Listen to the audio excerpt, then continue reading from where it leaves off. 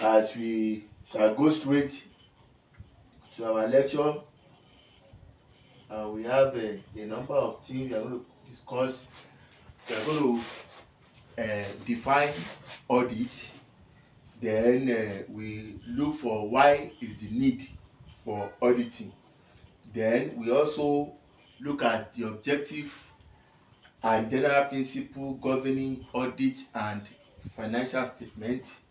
Then we look at advantages and disadvantages of auditing. Then we also look at the structure of an audit firm. We look at types of audit, the meaning of assurance. Then we look at auditing and other assurance services. Then the agency theory, and so on and so forth. So without any cause for delay, I want to start by from the definition of an audit. So what is an audit? An audit is the official examination of the account or the accounting system of an entity. And when I say entity this time around, it is another name for a company. So we say official examination. So one thing you may need to know at this point is that we are talking about statutory or external audit, because that is what is required by law. External audit is an audit that is required by the law. There is another audit which can take place, which is internal auditing. That one is carried out by the staff of the company in question. They employ those one to carry out functions for management and other departments in the organization. But this one we are talking about, it is an external audit required by the law, and it is an external auditor that will come and carry it out. So the external auditor, since he is not an employee of the company, he is not collecting salary from the company. He will be collecting what is called audit fee. He will be collecting what is called audit fee. And his appointment, though it is required by the law, his appointment is governed by contract between him and the client. So I'm going to write the definition. Audit is an official examination of the account or accounting system of an entity by an auditor. That's it. We say official examination of the account or the accounting system. So when we are talking about account, you talk about it start from the source document. You'll be talking of sales order, receipt, invoices, vouchers, and so on and so on. From that, information will be extracted and they will be put into the subsidiary books, sales day book, purchases day book, and so on and so on. And from that place, the information will be posted into the ledger. When the ledgers are balanced, the balance will be extracted into what is called a trial balance. From the trial balance, an extended trial balance may be prepared. Then from that extended trial balance, different financial statements will also be prepared. You will be talking of statement of financial position, statement of profit or loss and other comprehensive income, statement of changes in equity equity, then statement of cash flow, and the note that will accompany those financial statements. Those are where the account will be prepared. You can take note of how I started it. Such document to subsidiary book or day book, to the ledger, to the trial balance, to the financial statement. So that is what the auditor will go and audit. And by the time he is auditing it, he will seek to know that, okay, the financial statement, which is the summary of all the transactions that take place from the beginning of the year to the end, it is in compliance with all those underlying records, with the ledger, with the trial balance, with the source document, that the financial statement that is prepared lastly, it comply and align with all the underlying record. So then what is the objective of an audit? Objective of an external audit, let me put it that way, external audit. So the main objective of the external audit is that when we say objective, what is the auditor trying to achieve by performing an audit? That is what an audit means. What is the auditor trying to achieve? And what is he trying to achieve? The auditor is seeking to know whether the financial statement has been prepared in accordance with applicable financial reporting framework. So let me put it down, that one. The main objective of an audit is to confirm whether or not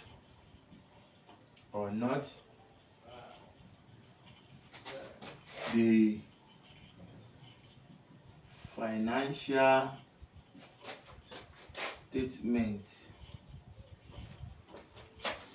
has been prepared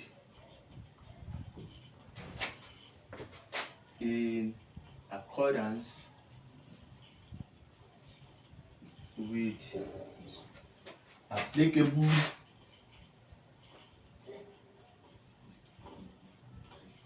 financial reporting framework.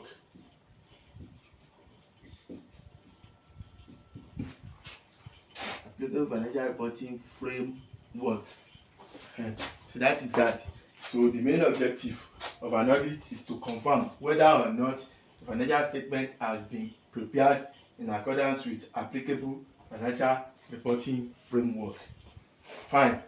So what are the applicable financial reporting framework? What actually make them up? There are two in number. The number one is the legislation of the company, where the legislation of the country where that company is residing. When we say legislation, what we simply talking about is the law of the company in which that company is residing. Then the second one is the accounting standard. So number one, as I have rightly mentioned, applicable financial reporting framework. Applicable financial reporting framework.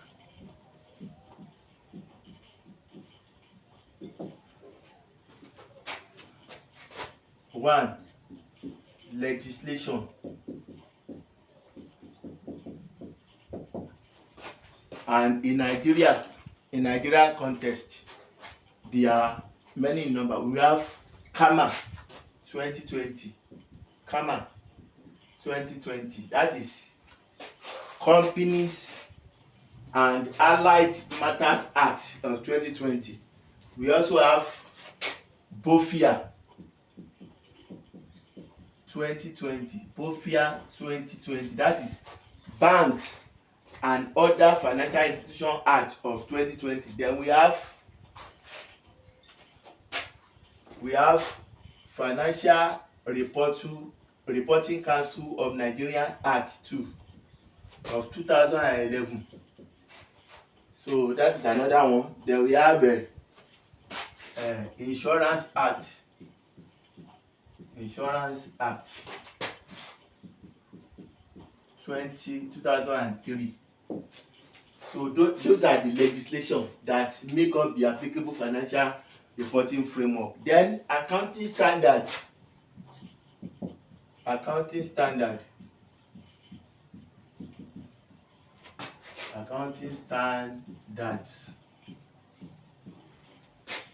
We have IAS, that is International Accounting Standard.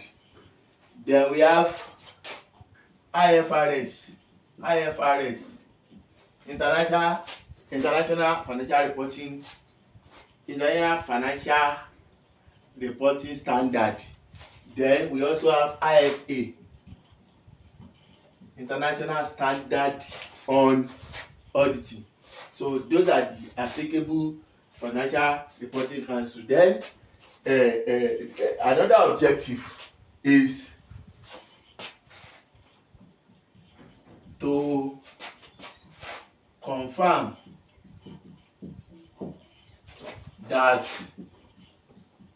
the financial statement give a true and fair view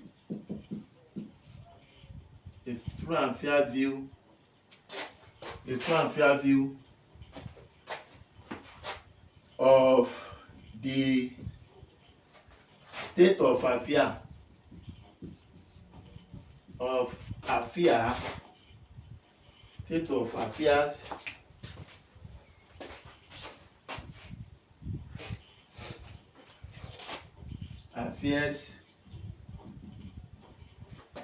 and the results of the company for a particular year. So we say is to confirm that the financial statement give a true and fair view of the state of affairs and the result of the company for a particular year. When we say state of affairs, what we are talking is the position of the company as at the end of a particular year. So information about that can be found inside the statement of financial position of the company. Then we also talk about the results or performance of the company during the year, that is from 1st of January of that year to 31st of December. Information about that one is usually found in statement of profit or loss and other comprehensive income. So now we want to consider advantages and disadvantages of an audit. Advantages and disadvantages of an audit.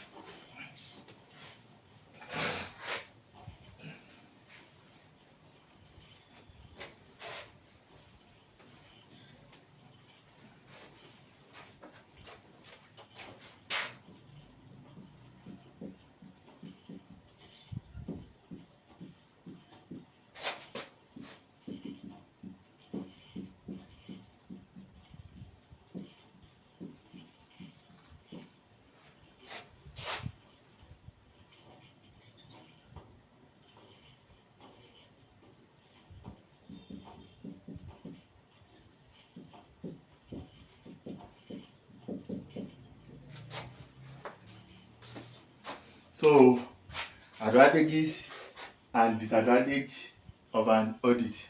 So this I want to first talk about advantages. Advantages of an external audit now. Advantages. Number one, it improves the credibility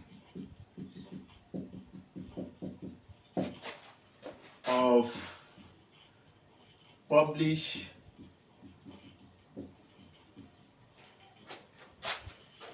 financial statements.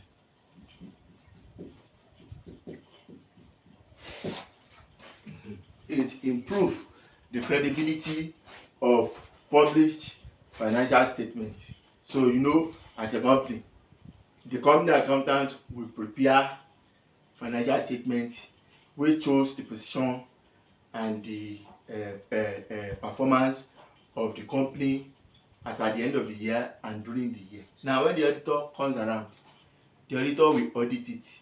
There are some mistakes that might have been made by the company accountant, so the auditor will raise audit journal and correct them. Then in some instances, the auditor will ask the company to correct some certain things too.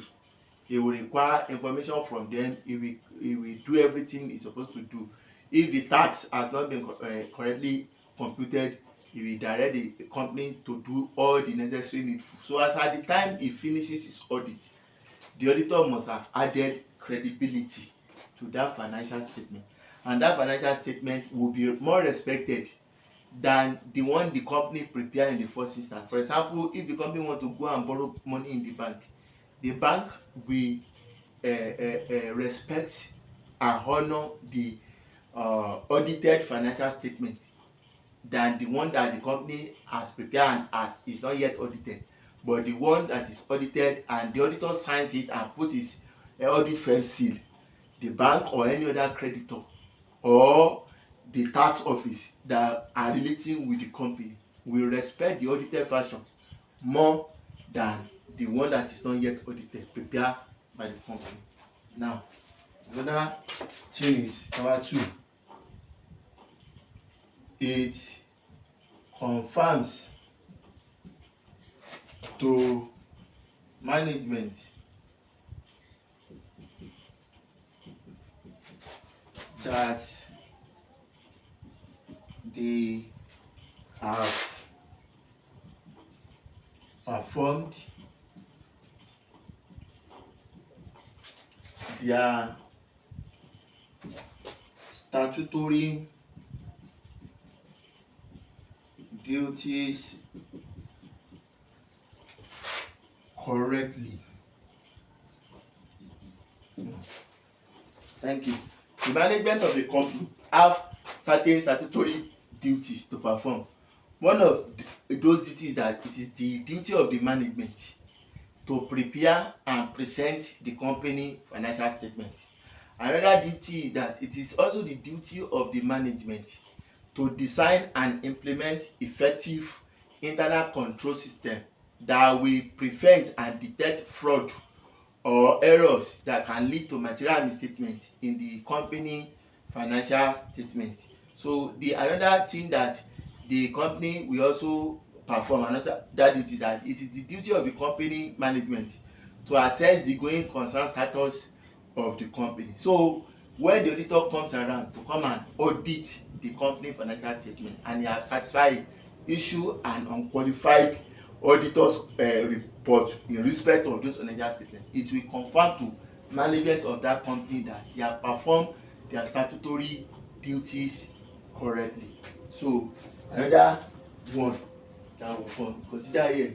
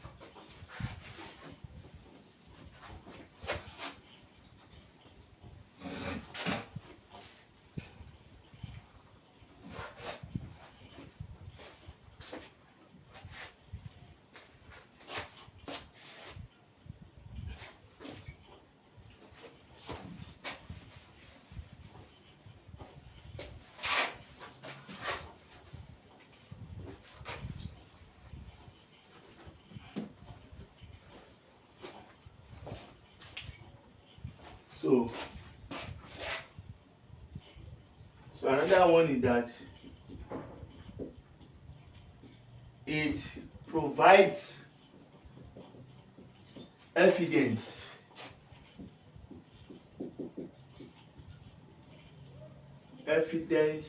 to management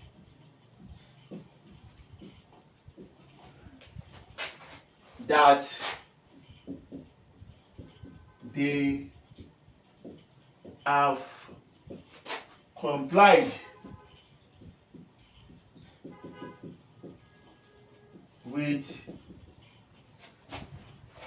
non-statutory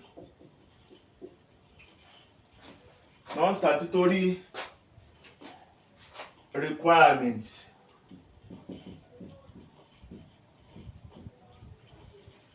such as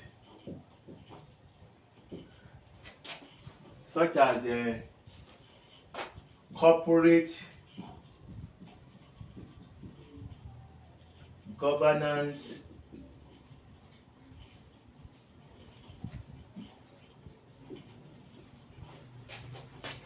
requirement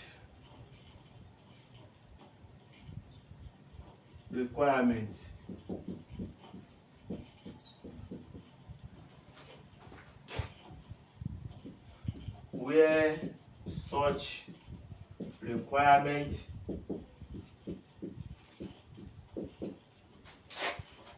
is subject to an audit or review. So there are non-statutory requirements like corporate governance requirements, which you will learn in your future lecture, which the company normally include in their financial statement. So when the auditor comes around to audit the company financial statement, it will also confirm to management that they have complied with those non-statutory requirements. Then the last one that I'll be looking at here is number 4. It provides feedback on the effectiveness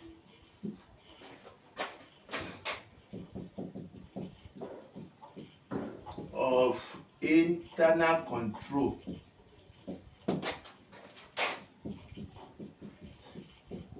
of the entity where internal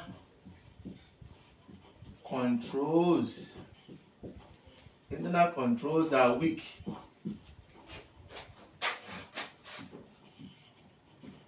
and inadequate.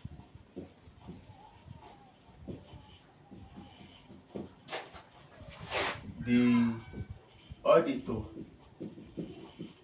suggests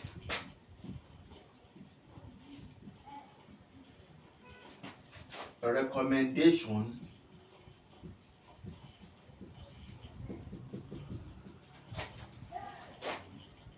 for improvement.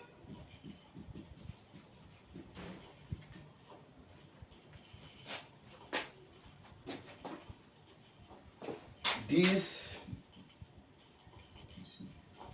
assists the management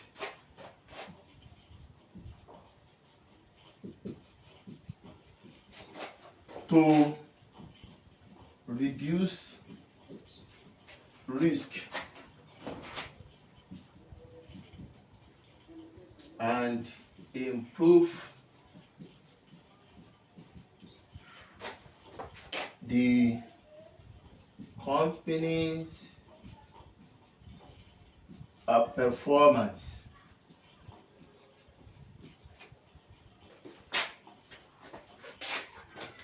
The company performance.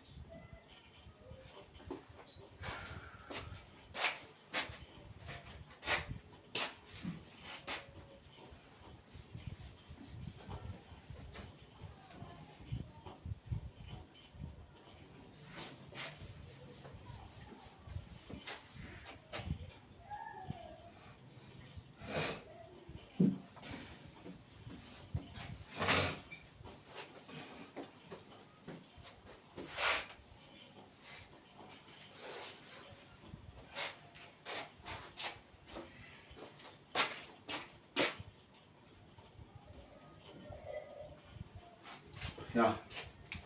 So say it provides feedback on the effectiveness of internal controls of the entity. Where internal controls are weak and inadequate, the auditor suggests recommendation for improvement. This assists the management to reduce risk and improve the company. So, for example, a company may be dealing with cash. So maybe the way they normally run their business before is that they have a safe in their company.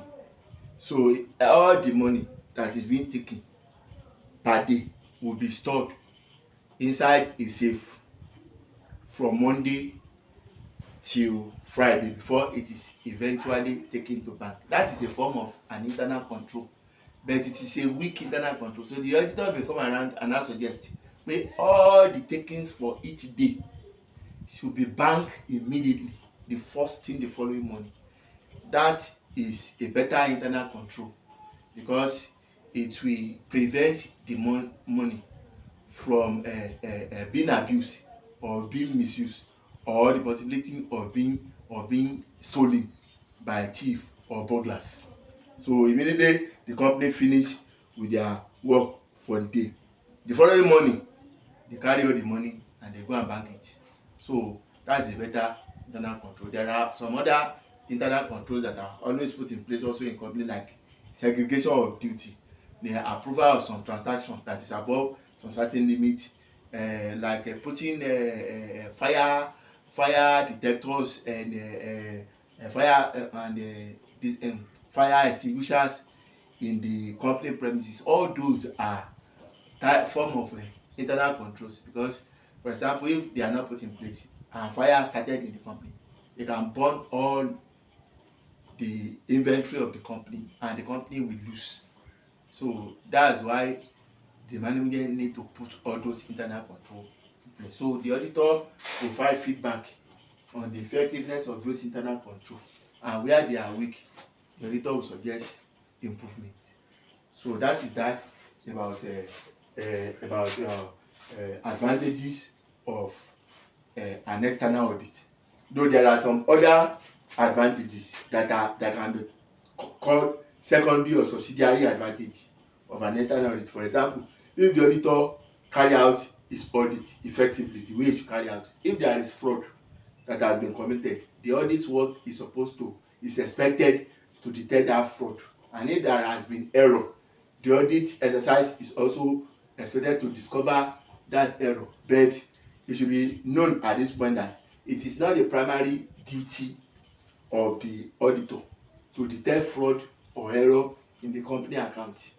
It is the duty of the management. However, if the auditor has performed his duty correctly, if there are fraud and errors in the account, the auditor should be able to detect them. So that is that about advantage. So we now go to the disadvantages of an audit.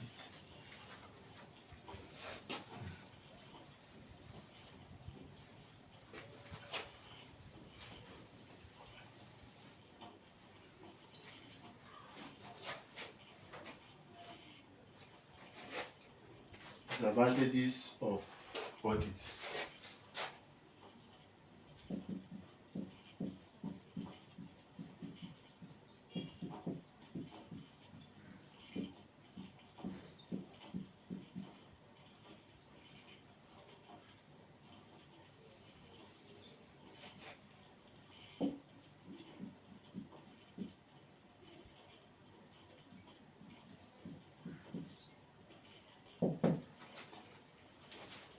So the advantages of an audit. So it costs. Audit usually cost high amount of money.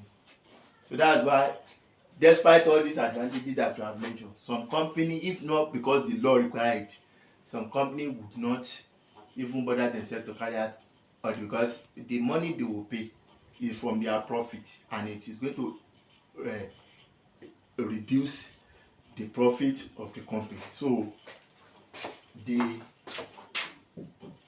cost of an audit can be very high. The cost of an audit can be very high. So number two, the instruction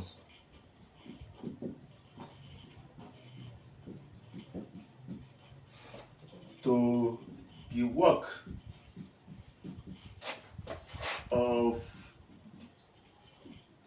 the instruction to the staff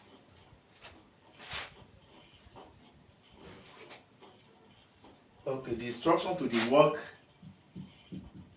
of the client staff the instruction to the work of the client staff. Yeah.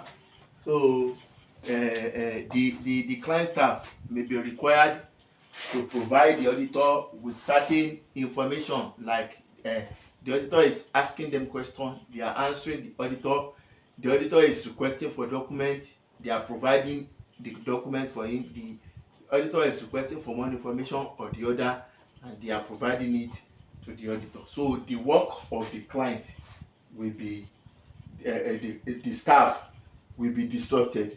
So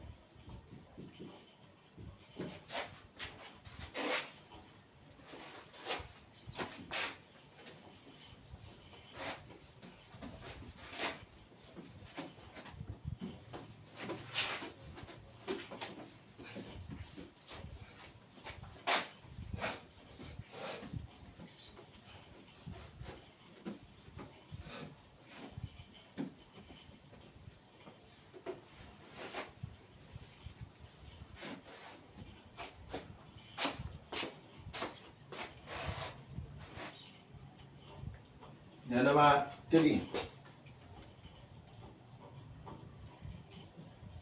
some items in the subject matter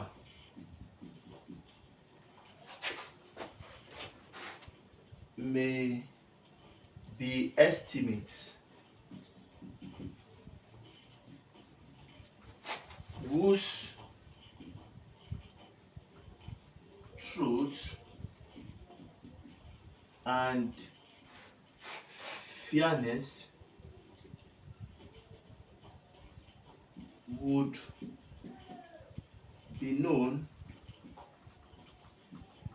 at some point.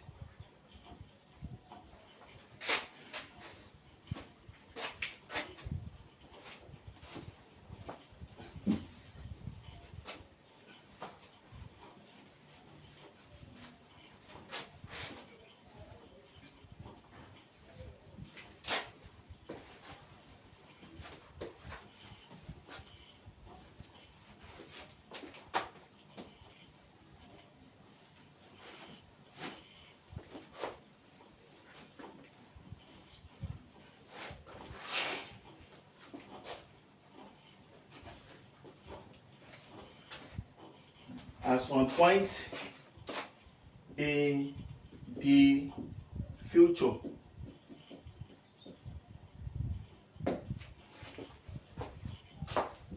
This means that the assurance opinion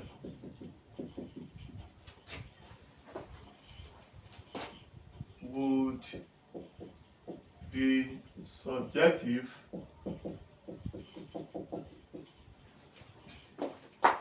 and judgmental.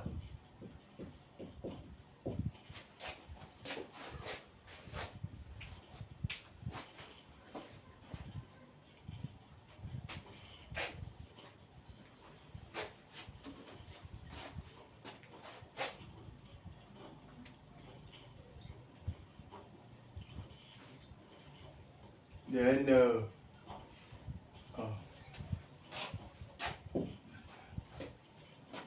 so when we are talking of estimate, well, we say some item in the subject matter may be estimate.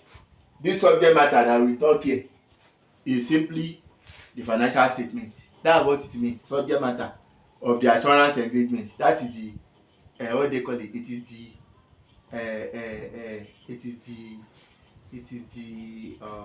it is the financial statement that are called the subject matter.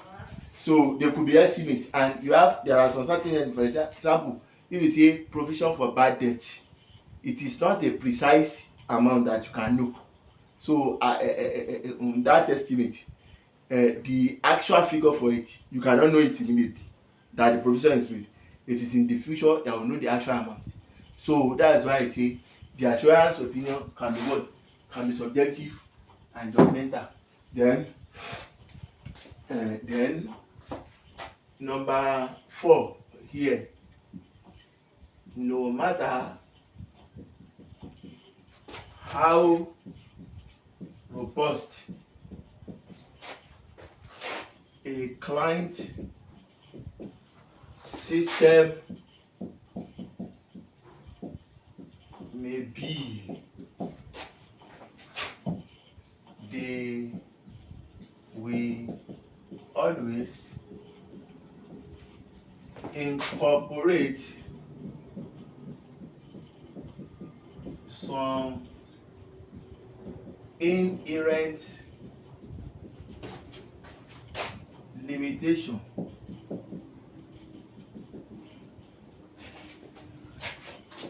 so even if the management put some internal control in place, management on their own may deliberately overrule those control. For example, in a banking system now, the rule says, okay, anybody that want to if people want to enter the vault of the bank, for instance, at least 2 persons must enter that vote at a particular time, but the branch head can come around with his or her own key and enter that vote all alone by herself, or the head of operation. So that is a system over, that is a control over rule, which should not be so bad. Those are the inherent limitations that we found in the company system. Then number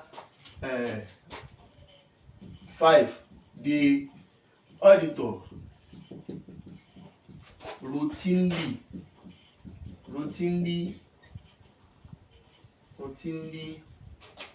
uses sampling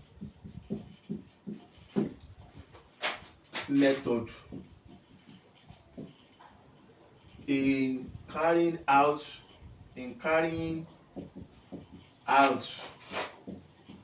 his audit.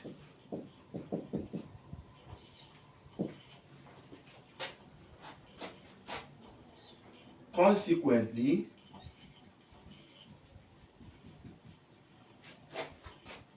some items which may lead to misstatement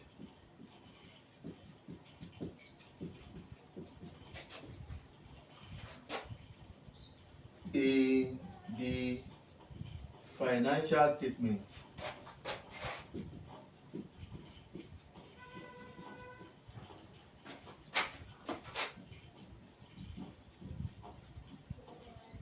may be omitted.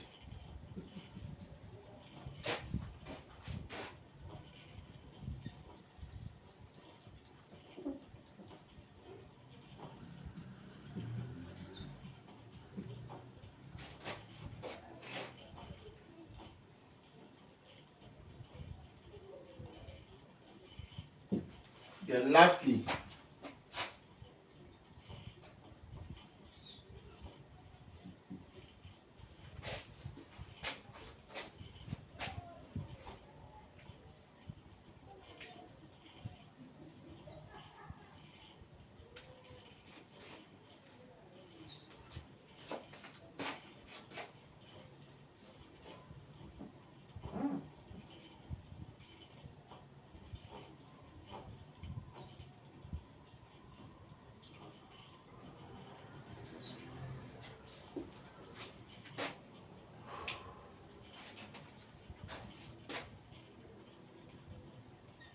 an audit opinion is usually persuasive